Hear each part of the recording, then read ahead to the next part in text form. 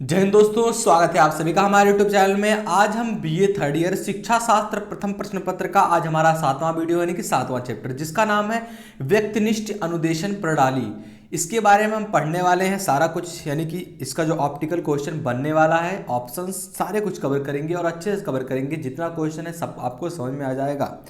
इससे पहले हमने 6 वीडियो आपका ऑलरेडी बना दिया है, यदि नहीं देखा तो प्लीज़ चैनल पर जाकर देख सकते हैं। वो बीए थर्ड ईयर के प्लेलिस्ट में मिल जाएगी। कल मैंने एक वीडियो ड्रॉप किया है जिसमें मैंने आपको बताया है कि समाजशास्त्र क्या है, सारा कुछ। बहुत ही एडिटिंग करने में टाइम लगा, तो आप देख सकते हैं। लिंक आपको डिस्क्रिप्शन में मिल जाएगा, आप चैनल पर भी जाकर देख सकते हैं। और बीए फर्स्ट ईयर के प्लेलिस्ट में वो वीडियो मिल जाएगा। तो बड़ा ही अच्छा वीडियो, यदि आपने समाजशास्त्र लिया है तो प्लीज़ एक बार चेकआउट करना, आपको थोड़ी बहुत तो नॉलेज उसमें मिल ही जाएगी।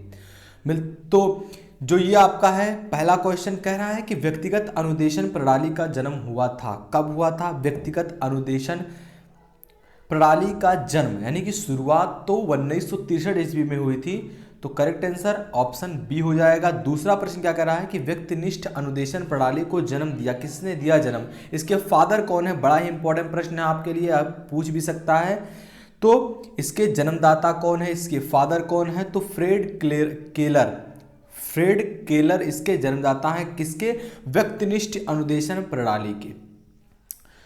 तो ये है आपका। आइए आगे बढ़ते हैं। हमारा तीसरा प्रश्न क्या कह रहा है कि केलर योजना है। क्या है केलर योजना? तो करेक्ट आंसर ऑप्शन सी हो जाएगा। व्यक्तिनिष्ठ अनुदेशन प्रणाली ही केलर योजना है।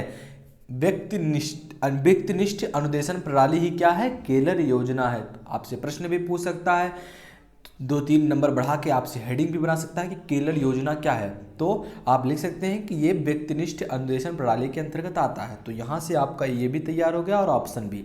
तो ऑप्शन सी आपका करेक्ट हो जाएगा। चौथा प्रश्न क्या कह रहा है कि व्यक्तिनिष्ठ अनुदेशन प्रणाली मूल रूप से एक स्वागति वाला नैपुराय अधिगम है। क्या है? एक नैपुराय अधिगम है। इसमें छात्र पाठ्य सामग्री की एक विशिष्ट रूपरेखा में तैयार की गई इकाइयों पर अपना कार्य करते हैं। यह परिभाषा दी है। ऐसा परिभाषा किसने दिया है व्यक्तिनिष्ठ का? तो करेक्ट आंसर ऑप्शन डी हो जाएगा। नेपर ने ऐसा व्यक्तिनिष्ठ का परिभाषा दिया है। मैं आपको पहले बता दूं, अगर वीडियो पसंद आ रहा हो तो प्लीज़ लाइक कर लिए। चैनल पर आए हो तो चैनल को सब्सक्राइब कर लो यार, क्यों सब्सक्राइब नहीं करते? तो मैं अभी देख रहा हूँ इसमें कितना 90% या 97% लोगों ने सब्सक्राइब नहीं किया है, बस वीडियो देखकर चले जाते हैं। तो प्लीज़ मेक श्योर सब्सक्राइब जरूर कीजिए आप लोग। पांचवा प्रश्न क्या कह रहा है कि व्यक्तिनिष्ठ अनुदेशन प्रणाली की इकाई में सम्मिलित बातों की सूची है। क्या है सूची? अब यहाँ दिया गया है तो सूची डी आपका करेक्ट है कि ए और बी दोनों, यानी कि उद्देश्य व कार्यों की और वाचन व समस्याओं की, ये व्यक्तिनिष्ठ अनुदेशन प्रणाली की इकाई में सम्मिलित बातें हैं। इनकी बातों के अंतर्गत ये आते हैं कि उद्देश्य व कार्यों की आपको पूर्ति करनी होगी और वाचन और समस्याओं की आपको बात करनी होगी। तो करेक्ट आंसर ऑप्शन डी हो जाएगा। आगे बढ़ते हैं। छठवां प्रश्न क्या कह रहा है कि निम्न में से विकल्प सही चुनिए। आपको सही विकल्प चुनना है किसके लिए? कि व्यक्तिक अनुदेशन प्रणाली का मूल तत्व क्या है, इसका मेन एलिमेंट क्या है? तो करेक्ट आंसर क्या हो जाएगा? ऑप्शन सी, यानी कि पहला, दूसरा, तीसरा तीनों करेक्ट है। किसके लिए? व्यक्तिक अनुदेशन प्रणाली के मेन एलिमेंट के लिए। पहला क्या था कि जो आपका निपुणता व स्वाभिमित जो आपका होता है, इसकी स्वागति के लिए, लिखित सामग्री के लिए, छात्र अनुकर्ता के लिए, संभाषण के लिए या व्याख्यान के लिए, और तीसरा क्या है आपका? कक्षा सभाओं के लिए। तो ये आपका था कि व्यक्तिक अनुदेशन प्रणाली के मूल तत्व है, मेन एलिमेंट है। आगे बढ़ते हैं। हमारा 7वां प्रश्न कह रहा है कि केलर योजना में निपुणता पाई जाती है तभी छात्र आगे बढ़ते हैं। क्या निपुणता पाई जाती है? तो संपूर्ण पाठ पर निपुणता अगर आप पाते हैं, आपको पूरा आता है, आपने घोल के पी लिया उसे, तभी आप केलर योजना के अंतर्गत आते हैं। और ये इसका महत्वपूर्ण बिंदु है। आपको संपूर्ण पाठ्यक्रम तैयार करना होगा, इस पर आपको निपुणता चाहिए।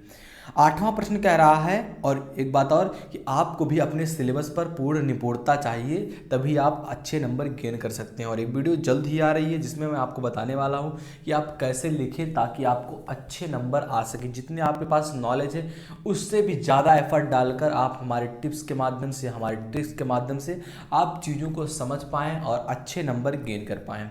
इसी के अंतर्गत 9वां प्रश्न क्या कह रहा है, 8वां प्रश्न क्या कह रहा है कि शिक्षण में स्वागति में से सीखने का प्रयास करते हैं।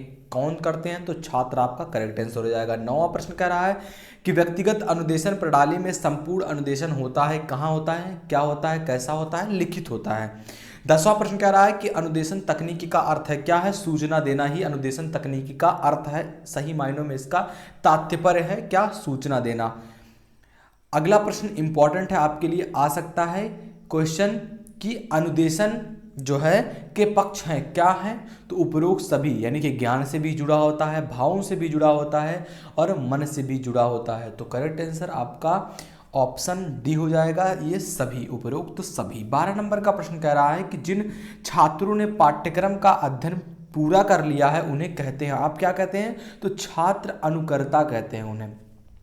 बहुत सारे बच्चों के कमेंट आते हैं कि जो ये ऑप्टिकल क्वेश्चन है हमारे यूनिवर्सिटी में ये सब्जेक्टिव होता है। तो मैं आपको बता दूं कि अगर आप ये तो 90% केस में यही होता है कि थर्ड ईयर में पहला जो पेपर होता है शिक्षा शास्त्र का ये ऑब्जेक्टिव होता है, लेकिन बहुत सारे यूनिवर्सिटी में, मतलब कुछ यूनिवर्सिटी में नहीं होता है। तो मैं उनको आग्रह करना चाहूँगी कि आप ये भी देखा करिए ताकि आपको एक पॉइंट मिल सके और पॉइंट के आधार पर आप बहुत कुछ लिख सकते हैं। जैसे कि ये प्रश्न है, जिन छात्रों को पाठ्यक्रम का पूर्व अध्ययन कर लिया है, जिन्होंने उनका तैयार हो गया, उन्हें आप क्या कहते हैं? आ गया कि छात्र अनुकर्ता के बारे में आप क्या जानते हैं? तो आप ये हेडिंग के बारे में लिखेंगे थोड़ा हेडिंग, और आप अपने तरीके से आप लिखेंगे तो अच्छा नंबर मिलेगा। तो ये मत कहिएगा कि हमारे ये होता है ये, तो आप क्या करना है?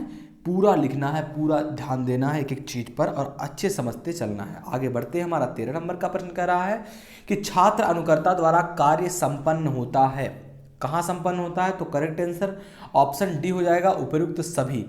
आगे का प्रश्न है 14 नंबर का, कह रहा है कि केरल योजना के उद्देश्य में सम्मिलित है, क्या चीज़ें सम्मिलित हैं? तो उपयुक्त सभी। मैंने आपको पहले बता दिया है कि सारी चीज़ें आपको निपुण होना चाहिए, तभी आप एक केरल योजना के अंतर्गत आते हैं। आगे बढ़ते हैं। हमारा 15 नंबर का प्रश्न कह रहा है कि व्यक्तिनिष्ठ अनुदेशन प्रणाली की क्रियाविधि में सम्मिलित है, क्या सम्मिलित है? तो ए और बी दोनों क्रियाविधि इसमें सम्मिलित है।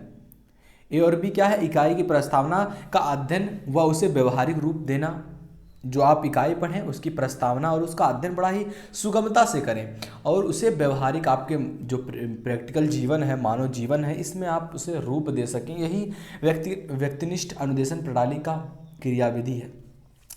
दूसरा इसमें क्या था कि इकाई का परीक्षण करना। आपको परीक्षण करना बड़ा ही इंपॉर्टेंट है। आप लैब में, आप 12 में हैं, 12 में गए होंगे, अगर आप कभी भी गए होंगे तभी आप ऑफकोर्स बीए में आए हैं। तो जो बच्चे मतलब कि एग्ज़ाम नहीं दिए हैं, अभी तो प्रमोट हो रहे हैं, और जो फार्म से पढ़ते हैं उनको प्रेक्षण नहीं करना पड़ता है। जो प्रेक्षण होता है ये भी कहीं ना कहीं बड़ी ही इम्पॉर्टेंट भूमिका निभाती है, क्योंकि जब आप प्रेक्षण को देखते हैं तो जो दिमाग में आपके वो चीज़ बैठता है वो ज़िंदगी के लिए रह जाता है। और किताब में तो आपने पढ़ा तो किताब का किताब तक ही सीमित रह जाता है, कुछ ही चीज़ें रहती हैं जो याद रहती हैं, बाकी प्रेक्षण जो रहता है वो सारा कुछ दिमाग में बसा पड़ा रहता है। इसलिए ज़्यादा से ज़्यादा जीवन में परीक्षण कीजिए, ना कि किताबी चीज़ों पर भरोसा कीजिए। तो ये था आपका 16 नंबर का प्रश्न कह रहा है कि सही विकल्प छांटिए। सही विकल्प आपको छांटना है किसके लिए? कि व्यक्तिनिष्ठ अनुदेशन प्रणाली की क्या विशेषताएं हैं। तो करेक्ट आंसर ऑप्शन बी हो जाएगा, चारों विकल्प सही हैं, चारों विकल्प इसके लिए सही हैं। तो करेक्ट आंसर ऑप्शन बी हो जाएगा। 17 नंबर का प्रश्न कह रहा है कि अलविदा अध्यापक लेख के लेखक कौन है? लेख जो है ये, इसके लेखक कौन है? अलविदा अध्यापक। तो केलर ही थे जिन्होंने ये लिखा था। करेक्ट आंसर आपका ऑप्शन ए हो जाएगा। 18 नंबर का प्रश्न कह रहा है व्यक्तिनिष्ठ अनुदेशन प्रणाली है, क्या है? तो उपरोक्त सभी, यानी कि समूह उन्मुख भी करना और अध्यापक केंद्रित भी करना और विद्यार्थी केंद्रित भी करना, ये तीनों ही व्यक्तिनिष्ठ अनुदेशन प्रणाली के अंतर्गत आते हैं। तो करेक्ट आंसर आपका ऑप्शन डी हो जाएगा, उपरोक्त सभी। 19 नंबर का प्रश्न कह रहा है कि व्यक्तिनिष्ठ अनुदेशन है, क्या है? तो कंप्यूटर प्रबंधित द्वारा अनुदेशन करना ही व्यक्तिनिष्ठ अनुदेशन है। तो करेक्ट आंसर आपका ऑप्शन ए हो जाएगा। 20 नंबर का प्रश्न कह रहा है कि व्यक्तिनिष्ठ अनुदेशन प्रणाली की विशेषताएं क्या नहीं है? क्या नहीं है? तो समूह शिक्षण करना ही नहीं है इसमें। तो करेक्ट आंसर ऑप्शन ए हो जाएगा। 21 नंबर का प्रश्न कह रहा है कि व्यक्ति अनुदेशन प्रणाली कहते हैं, किसे कहते हैं? तो केलर योजना को ही कहते हैं, केलर योजना को ही व्यक्ति अनुदेशन प्रणाली कहते हैं। 3-4 बार ये आ चुका है। 22 नंबर का प्रश्न कह रहा है कि व्यक्तिनिष्ठ अनुदेशन प्रणाली का दूसरा नाम क्या है? आप इसे निक नेम, किस निक नेम से जानते हैं? तो केलर योजना के नाम से भी इसे जानते हैं। तो करेक्ट आंसर आपका ऑप्शन ए हो जाएगा। 23 नंबर का प्रश्न कह रहा है कि शैक्षिक तकनीकी का प्रारंभ हुआ था, कब हुआ था? तो 1967 ईस्वी में शैक्षिक तकनीकी का प्रारंभ हुआ था। तो करेक्ट आंसर ऑप्शन ए हो जाएगा, 1967। 24 नंबर का प्रश्न कह रहा है कि किसकी केलर ने विकसित किया था? किसकी केलर ने विकसित किया था? ऑप्शन ए करेक्ट हो जाएगा। व्यक्तिनिष्ठ अनुदेशन प्रणाली में क्या लिखा गया है कि किसकी केलर ने विकसित किया था? किसको विकसित किया था? तो व्यक्तिनिष्ठ अनुदेशन प्रणाली को। बड़ा ही सिंपल सा क्वेश्चन था।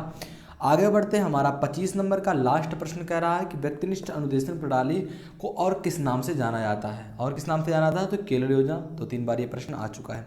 तो ये कुछ था व्यक्तिनिष्ठ अनुदेशन प्रणाली से। इसमें बच्चों को निपुणता दी जाती है और उन पर अपना विचार रखने के लिए कहा जाता है। ये सारा कुछ था इस चैप्टर में। आशा करते हैं ये वीडियो आपको पसंद आया होगी। बहुत सारे वीडियो बन चुके हैं, लगभग बीए पर 150 वीडियो प्लस बन चुके हैं, लेकिन एक भी वायरल नहीं हो रहा है। तो आप लोग तक वीडियो पहुंचा करिए, तो प्लीज़ शेयर कर दीजिए। मिलते हैं आपसे अगली वीडियो में, तब तक के लिए जय हिंद जय भारत।